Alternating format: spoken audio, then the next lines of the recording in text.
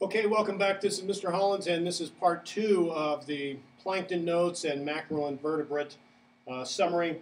And we are continuing with taking a look at the question, can phytoplankton be used to identify the stage of succession for pond water?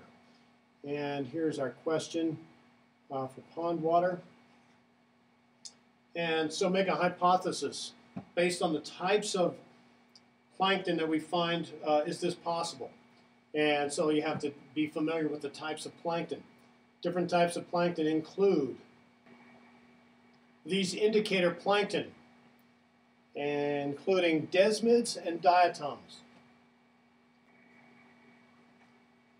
An abundance or just the findings of desmids and diatoms for plankton samples in a pond would indicate an oligotrophic or poor nutrient quality water.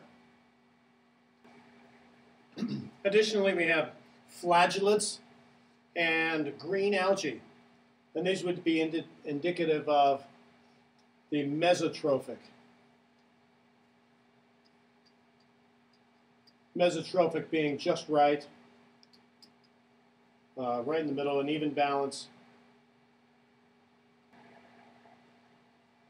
And finally, turning things up, we have blue-green algae would be indicative of eutrophic nutrient levels. So eutrophic nutrient levels meaning high levels of nutrients, mesotrophic meaning just what it says, medium, and oligotrophic are low levels of nutrients, poor quality water.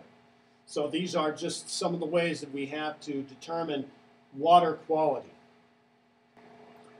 To give you an idea of scale, I like to say that trees are to water plants as grass is to plankton. So plankton, very, very, very small on the scale. It's a microcosm ecosystem, if you will.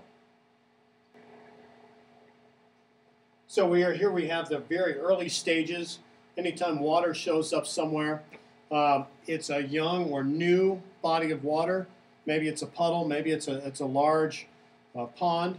But when it starts out, there really hasn't been much development, so we have a nutrient poor condition. And so that indicates that it's young. And the things we find here are desmids.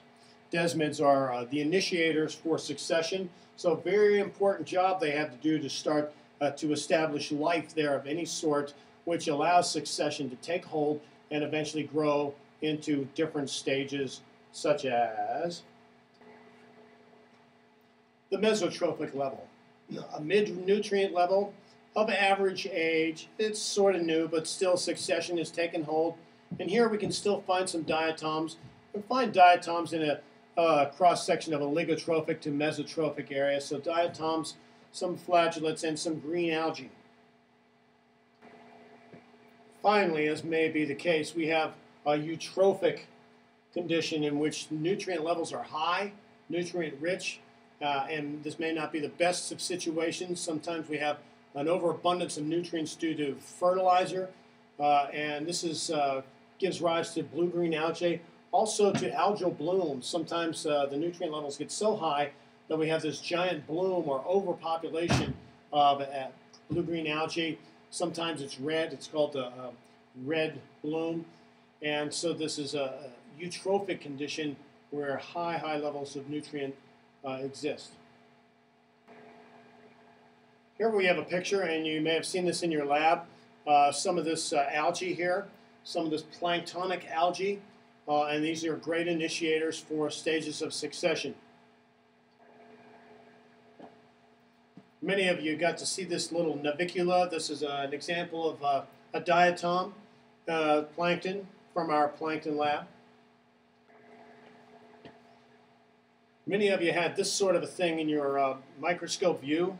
Again, small diatom plankton, very small initiators of succession, and this is green, so that indicates some level of photosynthesis going on. Here's a nice little picture from the Beatles album, but this is some more of crustacean-looking plankton here. And these are just some examples of zooplankton that you may have found in your water samples. Just to give you an idea of some of the macroinvertebrates we're talking about, these are some larval stages and for mayflies, stoneflies, or caddisflies. The yellow water penny here, I don't think we saw any of this. Our stream samples came from a stream that didn't contain much rocks or gravel on the bottom. The substrate there was pretty much sand and really fine mud. Ideally, we'd find some sort of macroinvertebrate like this, maybe a Plecoptera, and you can kind of see some of these little gills are sticking out here. This is how this insect breathes, and this certainly gives rise to trout. The trout population, trout feed on these. They're predators, and they feed on these favorably.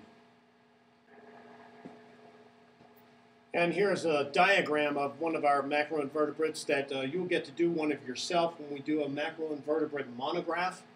And so we'll select several different types of these macroinvertebrates, Plecoptera, Ephemoptera, or Trichoptera. Those are the species names for stoneflies, caddisflies, and mayflies. We'll take a look at parts of these in detail.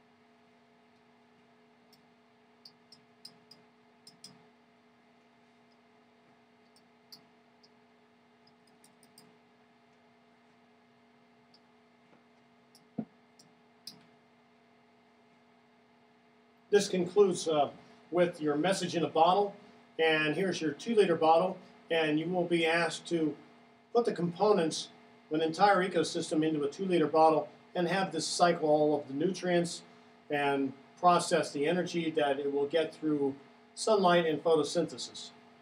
So look for this lecture next time, and we'll continue to, we'll let you build your bottles and continue to build on the concepts that you've started with this project. This is Mr. Hollins saying over and out, Turtle Man. Yee!